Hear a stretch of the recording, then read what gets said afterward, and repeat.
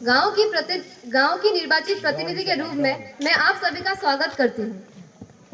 हमारी इस सभा आज बहुत महत्वपूर्ण है क्योंकि हम यहाँ अपने युवाओं की चुनौतियों और विकास से जुड़ी कुछ जरूरतों पर बात करने आए हैं।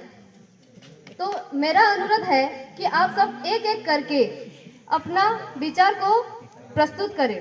सबसे पहले हम किसान भाई के आवाज को सुनते हैं। नमस्कार सरपंच जी। हमारे गांव का सबसे बड़ी समस्या है सिंचाई।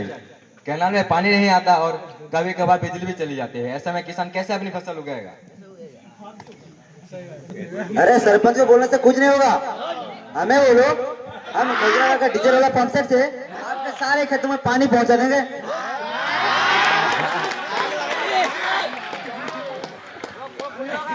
अरे बड़े आए पंप सेट वाले, सबके खेतों में पानी कैसे पहुंचाएंगे? अगर आप कोशिश भी किए ना तो आपका इंजन ही उड़ जाएगा। अरे हमारे पास तो महिंद्रा का बड़ा वाला इंजन है, सभी के खेतों तक पहुंच सकता है। अगर मेरे को वोट देकर जीता होते तो आज हरे भरे जमीन देखने को मिलते। अरे आप बैठ भी जाइए, पहले किसान भाई को अपना बात तो पूरी करने दीजिए। दूसरी बात, हमारे गांव में समय पर खाद और बीज नहीं मिलता और जो मिलता है वो काफी महंगा आता है। कभी कभार ऐसा होता है कि नकली बीज मिलने से हमारा फसल भी खराब हो जाता है। इसलिए मैं आपसे गुजारिश करता हूं कि आप हमारे गांव में एक कोऑपरेटिव सेंटर खोलिए जहां हम किसानों को असली खाद बीज मिल सके जो कि कम दामों में हम सबको उपलब्ध हो। सही पकड़े हैं, मेरे साथ भी फ्रॉड हुआ है।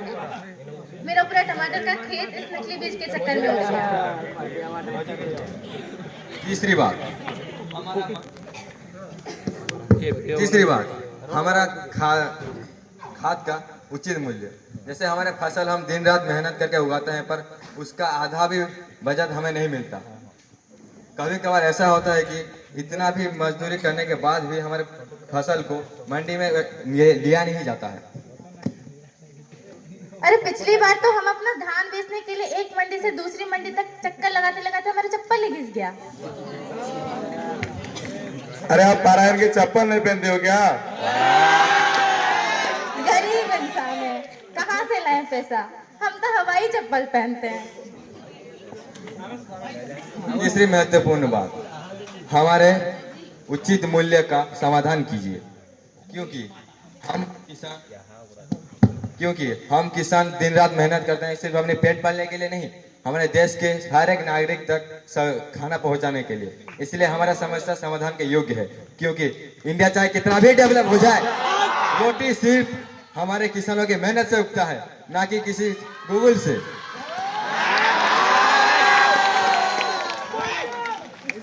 आपकी सुझाव महत्वपूर्ण है, आप फिक्र मत कीजिए। हम जल्द ही कृषि विभाग से बात करके हमारे गांव के लिए एक अनाज मंडी खुलवाएंगे और सिंचाई विभाग से भी बात करेंगे और साथ ही साथ हमारे गांव के लिए एक सहकारी केंद्र खोलने के लिए ऊपर आवेदन भी करेंगे। ये मेरा वादा है कि जल्द ही किसान भाइयों का समस्या दूर होगा। पत्ते तो झड़ते हैं लेकिन उसको उठाता है कोई कोई, वादे तो करते हैं सब लेकिन उसको निभाता है कोई कोई। अगर मेरे को वोट देके जिताया होता तो ये समस्या का समाधान हो चुका होता। हमारे सरपंच जी तो सिर्फ बड़े बड़े बातें करते हैं लेकिन गांव में काम कहाँ हो रहा है जी? हाँ आप बस भी कीजिए। अरे कौन कितना काम करता है और कौन कितना जेब में भरता है ना, वो सबको पता है। और पिछले बार तो आप ही सरपंच थे, तब काहे नहीं किया? क्या हमने कुछ नहीं किया? अरे केकड़ा बोल। हमारे खोजरा भाई ने स्कूल का दीवार बनवाया, तालाब की सफाई की, उसमें मछली भी तो छोड़ा था। वही मछली खुद पकड़ के खा भी तो गए थे। अरे आपको भी देते हैं पर आप तो नॉनवेज नहीं खाते हैं। लेकिन इस बार सभी किसान भाई के खेत तक जाएंगे, उनके समस्या सुनेंगे और उनका पंचायत में बैठ के उसका समाधान भी करेंगे। ना कोई छोटी छोटी बातें, ना कोई बड़ी बड़ी बात, बस छोटा छोटा काम जो आपकी जिंदगी में सुधार ला सकते हैं। अगर मेरे को वोट देके जिताए होते तो ये पालझार गांव को आज मैं थाईलैंड का पोटिया खड़ा कर दिया होता। अरे खोजरा भाई, वो पटाया है, पटिया नहीं। और आप बैठिए भी, खुद ही मछली छोड़ के खुद ही पकड़ के खा गए और बोल रहे हो बालजार को थाईलैंड बनाएंगे। एक बात है, बैठिए बैठिए। सरपंच जी को मेरा नमस्कार। मैडम सरपंच, गांव के युवाओं का सबसे ज्यादा जरूरत है स्किल ट्रेनिंग। गांव में कोई बच्चा पढ़ाई करने के बाद भी बेरोजगार रह जाते हैं, काम कुछ नहीं, इसलिए बाद दिन भर पबजी और फ्री फायर खेलते हैं, इंस्टाग्राम में रील्स बनाते हैं और ड्रीम 11 पर पैसा लगाकर करोड़पति बनने का सपना देख रहे हैं, जिससे बेरोजगारी और भी बढ़ रही है। कुछ भी बोलो लालू भाई, हर गांव का लड़का सब अपना रील्स बनाते हैं, देख के दिल गार्डन गार्डन हो जाता है। शादी गांव में खेल सुविधाएं का बहुत कमजोर है। अगर हमें खेल का मैदान और सही उपकरण मिले तो हमारा युवा स्टेट और नेशनल लेवल पर अपनी टैलेंट दिखा सकते हैं। अरे भाई तुम वो खेल का सामान चाहते हम खुद बोल देते, वो बिलाल जी से ला के दिलवा देते। अरे विधायक जी क्या घंटा दिलवाएंगे? विधायक जी तो चुनाव के बाद एक बार एक गांव में कदम नहीं रखे तो फिर क्या घंटा दिलवाएंगे? अरे विधायक तो बड़ा आदमी है, कितना काम रहता है, असेंबली में जाते हैं, बहुत सारे मीटिंग करवाते हैं, लेकिन गांव के बारे में खजराबाज तो पूछते रहते हैं। बहुत सही बात कही। स्किल ट्रेनिंग और खेल विकास ये हमारा प्रायोरिटी है। तो हम जल्द ही जिला प्रशासन से बात करके हमारे गांव के लिए खेल मैदान और उसके साथ कंप्यूटर केंद्र खोलने के लिए हम अनुरोध करेंगे। नमस्ते सरपंच मैडम। नमस्ते सरपंच मैडम। हमारे गांव में अभी भी कुछ लोग सोचते हैं कि बेटी थोड़ी बड़ी हो गई, बस शादी का कार्ड छाप दो।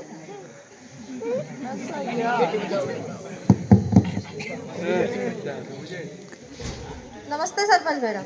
हमारे गांव में अभी भी कुछ लोग सोचते हैं कि बेटी थोड़ी बड़ी हो गई है, बस शादी का कार्ड छाप दो। अरे 15 साल की बच्ची को तुम बिटिया नहीं बारात का सामान बना रहे हो। अरे बहुरानी, हमारे जमाने में तो 12 साल में शादी होती थी। हाँ चाचा, और ये उसी जमाने का ही रिजल्ट है कि उम्र 60 की और घुटने 90 की हो गए हैं। देखो भाई बहनों, बच्चियाँ छोटी होती है तो खेल कूद में लगी रहती है और तुम उन्हें हल्दी मेहंदी में लगा देते हो। अरे पढ़ाई की किताब छोड़कर शादी का थाली कौन संभालेगा? तो फिर शादी कब कराएं? जब लड़की 18 की हो जाए और खुद बोले हाँ मुझे मेरी शादी का पासवर्ड पता है, तब करना चाहिए। अब सुनो कानून की भाषा। हमारे अगर लड़की 18 साल से कम उम्र की लड़की की अगर शादी की तो पुलिस आ जाएगी, और पुलिस आ गई ना तो फिर तुम्हारे बैंड बाजा के साथ सायरन भी बजा देगी और जेल में तुमसे नागिन नचवाएगी। अरे मुझे तो नागी डांस बहुत अच्छी तरीके से आता है। सरपंच जी, कौन कहता है कि कफन का कपड़ा सफेद होता है? मैंने लाल लहंगे पे हमारे गांव की लड़कियों को दफन होते हुए देखा है। मैं प्रस्ताव रखती हूँ कि हमारा गांव अब बाल विवाह मुक्त गांव बनेगा। जी, आप सही मुद्दा उठाए हैं। इस पंचायत आपको पूरा सहमत करती है। हम आज से ही हमारे गांव में बाल विवाह प्रथा पर अपना पूरा सख्ती से रोक लगाएंगे। नमस्ते सरपंच मैडम। नमस्ते, बोलिए। आज मैं शिक्षा के बारे में बात करने आई हूँ। हमारे गांव के बच्चे बहुत टैलेंटेड हैं, इतना टैलेंटेड है कि अगर सवाल पूछो 2+2 कितना है तो जवाब मिलता है मैडम छुट्टी कब होगी। अरे मैडम जी, हमारे बच्चे तो खेती में ही मदद करते हैं।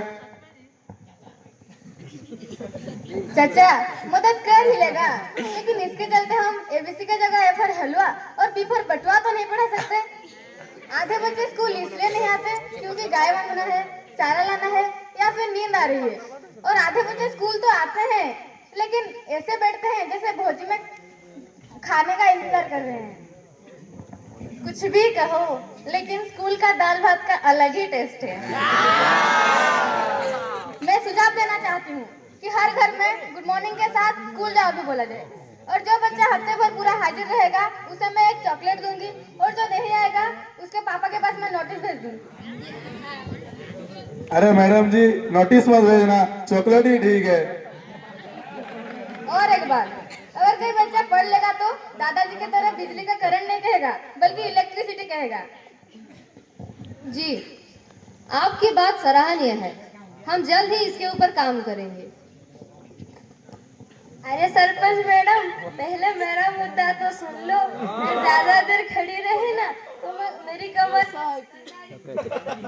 सरकारी पंखा की तरह स्विच ऑफ हो जाएगा। मैं अकेली बूढ़ी औरत, इस बुढ़ापे में मेरा एक ही सहारा है पेंशन, पर वो भी टाइम पर नहीं मिलता है। और एक बात, 3 साल से सरकारी घर का आवेदन दिया था, लिस्ट में है, सुन के कान पक गए हैं। लगा फिल्म की हीरोइन हूँ, लिस्ट में तो आ गई पर घर का नाम नहीं है। दीदी आपको घर मिल जाए ना तो हमें गृह प्रवेश का पार्टी जरूर खिलाना। पहले घर तो दो, फिर खाना पार्टी।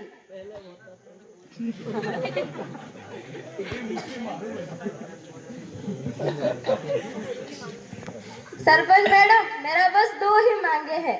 टाइम पर पेंशन दीजिए ताकि घर का राशन ले सकूं और दवाई ले सकूं, और सरकारी घर दिलवा दीजिए ताकि पड़ोस की बिल्लियां और बारिश का पानी मेरे घर बिन बुलाए मेहमान की तरह ना घुसे।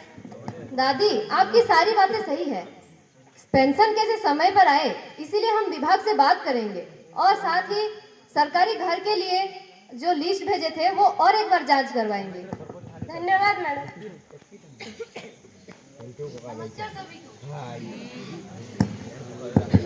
नमस्कार सभी को, मैं आपकी नर्स दीदी सागरिका मैडम। पहचान ही लिए होंगे, वही जिसको आप देखते ही भाग के कहते हो दीदी इंजेक्शन नहीं लगवाएंगे, बहुत दर्द होता है। अरे भाई, मच्छरों से तो बड़े प्यार से लगवाने देते हो, तब नहीं होता है दर्द। हमारे गांव में 2 तरह के लोग हैं, एक जो टीका लगवाते हैं और दूसरे वही जो टीका को इतना डरते हैं कि वो टीका नहीं, जैसे 440 वोल्ट का करंट हो। सरपंच जी, आपसे मेरा निवेदन है कि गांव में वैक्सीन कैंप सही से लगवाइए। माँ कसम,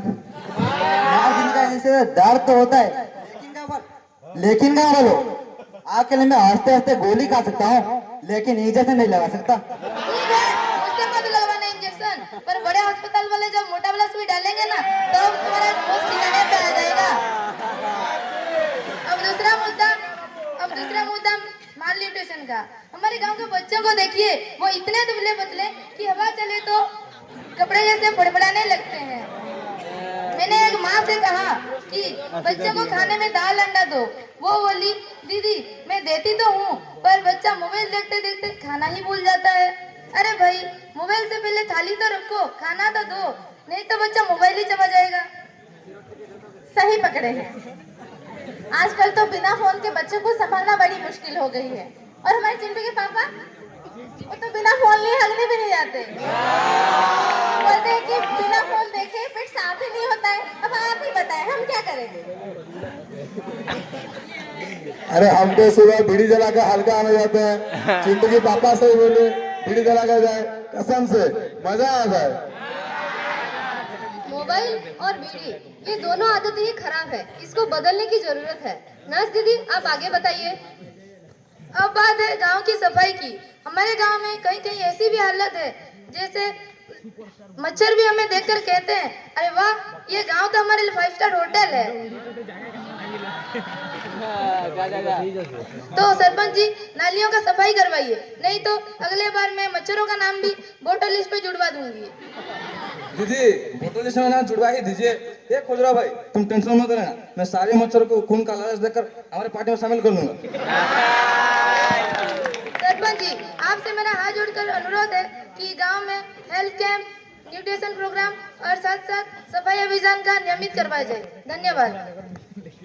नर्स दीदी, आपकी बताया हुआ बातें सारी ही महत्वपूर्ण है। हम ये सब चीज हमारे गांव के लिए बहुत ही महत्वपूर्ण है। हम जल्द ही इसके ऊपर भी काम करेंगे। सलाम वालेकुम सरपंच जी। वालेकुम अस्सलाम। पहले तो गांव की सड़क निर्माण होना चाहिए। गांव की सड़क की हालत ऐसी है कि गाय भी सोचती है इस पर चलूं या ब्रेक डांस करूं। इतने गड्ढे हैं कि लगता है सड़क नहीं, एकदम नेशनल गड्ढा कलेक्शन का एग्जीबिशन लगा है। अरे चाचा, पता है कल क्या हुआ? कल मैं स्कूल जा रहा था, तभी मेरी साइकिल गड्ढे में गई और मैं सड़क पर। तभी मेरी साइकिल बोली तू ही जा, मैं यही आराम करूंगी। अरे गुड्डू बेटा, तुम तो बच्चे हो, हम बूढ़े लोग तो ऐसे चलते हैं जैसे आईपीएल के फाइनल में चेयरगर्ल बन के डांस कर रहे हैं।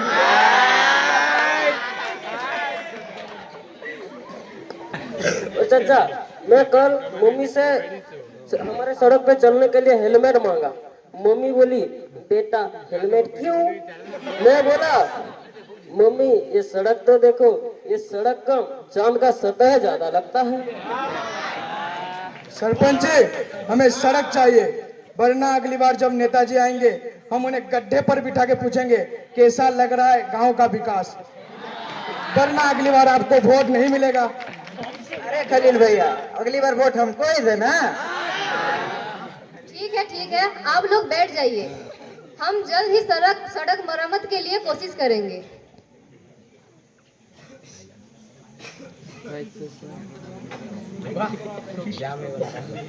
बिमला दी, हमें स्कूल की टीचर्स और बच्चे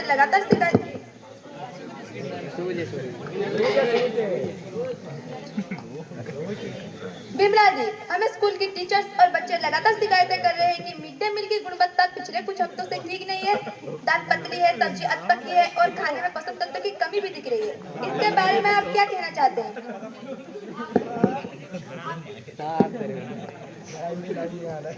आपकी चिंता सही है। मैं ये स्वीकार करती हूँ कि इन दिनों गुणवत्ता वैसी नहीं है जैसी होनी चाहिए थी, लेकिन इसके पीछे भी वजह है। हरी सब्जियों की सप्लाई समय पर नहीं हो रहे, रसोई घर के बर्तनों की स्थिति भी काफी खराब है, चावल में काफी ज्यादा कंकड़ मिल रहे हैं। हम इन दिनों बहुत कोशिश कर रहे हैं कि बच्चों को अच्छा खाना मिले, लेकिन संसाधन भी तो कम पड़ रहे हैं ना। संसाधनों की दिक्कत को हम समझते हैं, लेकिन बच्चों की सेहत के साथ समझौता तो नहीं हो सकता। मिड डे मील बच्चों की पसंद का एक बड़ा हिस्सा है। अगर खाना सही नहीं होगा तो बच्चों की विकास पर प्रभाव पड़ेगा, ये तो आपको पता ही होगा। और वैसे भी समस्या चाहे जो हो, समाधान के बिना हम आगे नहीं बढ़ सकते। अरे तुम दोनों झगड़ा मत करो, हम जल्द ही इसके बारे में जांच करेंगे और आज से ही सुधार प्रक्रिया को शुरू भी कर देंगे। और आने वाले महीनों के मिड डे मील को हम अपना आदर्श मिड डे मील बनाकर दिखाएंगे। अब तुम दोनों बैठ जाओ। सरपंच जी नमस्ते, बोलिए। सरपंच जी, मैं हर रोज डर में जी रही हूँ। मेरे पति रोज दुकान से शराब पी के आते हैं और नशे में मारपीट, गाली गलौज, यहाँ तक कि बच्चों को भी नहीं छोड़ते। हमारी जिंदगी घर में नहीं डर में कट रही है। ये हमारे समूह की 17 महिलाएं घरेलू हिंसा से पीड़ित हैं। इस शराब की दुकान आने के बाद हमारी जिंदगी में खुशी कम और आंसू ज्यादा हो गए हैं। हमारी रातों की नींद और सुकून जैसे दोनों ही चोरी हो गई हैं। हम सबकी मांगे हैं कि ये सारी शराब की दुकान हटे। हमारे नौजवान भी बर्बाद हो रहे हैं। सुबह स्कूल, शाम को दुकान के सामने भीड़। नशे ने घर तोड़ दिए, सपने जला दिए। सरपंच जी, ये दुकानें हटनी ही चाहिए। भाइयों, ये शराब का दुकान हमारे गांव का संस्कार को खा रही है। पहले गांव में शांति थी, अब शोर है। पहले गांव के लोग घर काम करके घर लौटते थे, अब शराब पीकर पड़ो के लौट रहे हैं। हमारा गांव का इज्जत दांव पर है। सरपंच जी, मैं देख रहा हूँ शिकायतें तो लगातार आ ही रही है। घरेलू हिंसा के 11 केस हमारा पंचायत में दर्ज हुई है। तो इसी के साथ हम जिला परिषद को हम प्रस्ताव भेज सकते हैं कि गांव का परिसीमा से हम ये मद्यपान का दुकान हटाया जाए।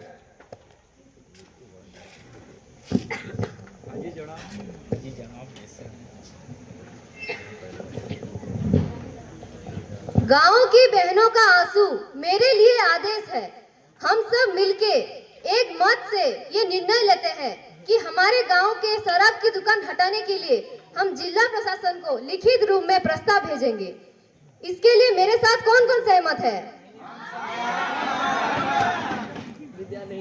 आज की इस सभा निर्णय लेती है कि हमारे गांव में शराब की दुकान नहीं चलेगी।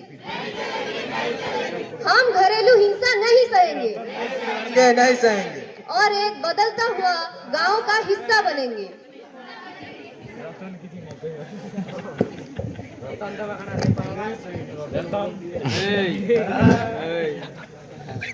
आज की चर्चा का आधार पर निम्नलिखित प्रस्ताव सर्वसम्मति के पारित किए गए। गांव के मासिक स्वच्छता अभियान का आयोजन, कौशल विकास एवं कंप्यूटर प्रशिक्षण केंद्र स्थापना, खेल और सांस्कृतिक गतिविधियों को बढ़ावा देने के लिए खेल का मैदान बनाना।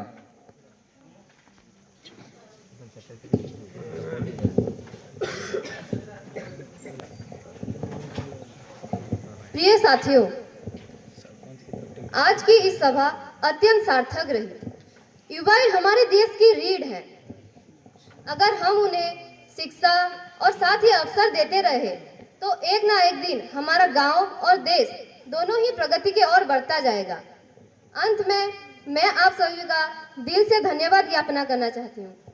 धन्यवाद। आज का सभा यहीं पे खत्म होती है।